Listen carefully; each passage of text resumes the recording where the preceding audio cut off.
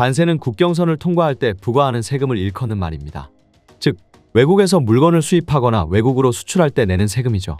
관세는 많은 세금을 확보하기 위한 목적으로 부과할 뿐만 아니라 외국 상품의 무차별한 수입을 막아 자국 산업을 보호하기 위하여 부과함으로써 대표적인 무역 장벽의 하나로 인식되고 있습니다.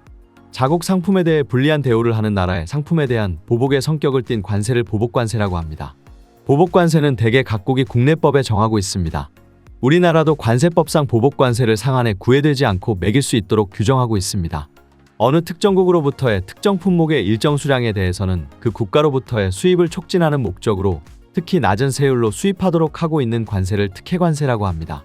2022년 기준 농산물 단순 평균 관세율은 한국이 57%를 기록했습니다. 비교 대상인 138개국 중 가장 높았습니다.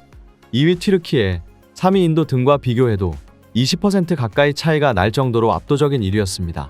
이런 현상은 농민을 보호하기 위해 부과된 고율 관세 때문에 발생한 것이지만 민생 물가 안정을 위해 중장기적으로 이를 인하하는 구조를 유도하는 것이 필요하다는 목소리가 나오고 있습니다. 역사상 가장 유명한 관세동맹은 독일의 관세동맹입니다. 독일 관세동맹은 프로이센의 강력한 의지가 있어 가능했습니다. 19세기 초 독일 연방은 많은 작은 나라들로 구성되어 있었고 자국 내에서도 각 국가의 관세가 달라 상거래가 매우 혼란스러웠습니다. 또 국경을 넘으면서 붙는 관세로 인해 연방 내에서도 자국 상품의 가격 경쟁력을 확보하기가 쉽지 않은 상황이었습니다. 영국이 철로를 놓을 때 독일은 마차로 짐을 운반하고 있었습니다. 하지만 프로이센이 점차 공업이 발달하게 되면서 상황은 조금 변하게 됩니다. 프로이센은 소비시장이 필요했죠. 이때 철혈의 재상이라 불린 비스마르크가 등장합니다. 그는 통일 독일에 대한 강한 열망을 가지고 있었고 자신의 이상을 실현시키기 위해 많은 노력을 기울입니다. 관세동맹도 이 시기에 이루어진 성과죠.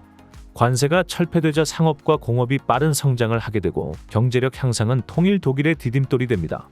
1834년에 이루어낸 독일의 관세동맹으로 프로이센은 자본주의적 발전과 함께 독일의 정치적, 군사적 통일의 초석을 마련합니다. 그리고 훗날 독일의 여러 주가 되는 나라들도 이 동맹으로 경제적 근대화가 급격하게 이루어집니다.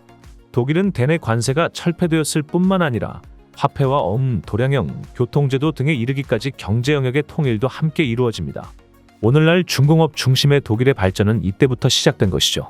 그리고 1871년에 독일 제국이 탄생합니다. 제2차 세계대전 후 네덜란드와 벨기에, 룩셈부르크는 베네룩스 관세동맹을 체결합니다.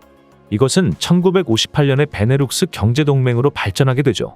베네룩스 경제동맹은 유럽 경제공동체 EEC로 이어지고 EEC로 인해 프랑스, 독일 등 6개국의 영내 관세가 철폐되고 자본이나 노동의 이동까지 자유화되어 강력한 유럽 경제권을 확립하게 됩니다.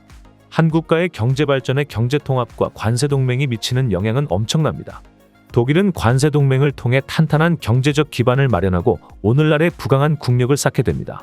동맹국가 간의 산업구조가 비슷하고 상호 보완적일 때 관세동맹의 효과는 더 크게 나타나죠. 같이 더 잘 살자라는 목표로 뭉쳤던 독일의 관세동맹은 오늘날 국가 간 이뤄지는 FTA나 TPP 등 자유무역협정의 대의 명분으로 끊임없이 회자되고 있습니다.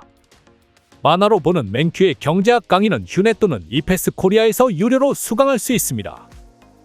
경제학의 베스트셀러 만화로 보는 맨큐의 경제학 시리즈 2판 출간 지금 온오프라인 서점에서 만나보세요.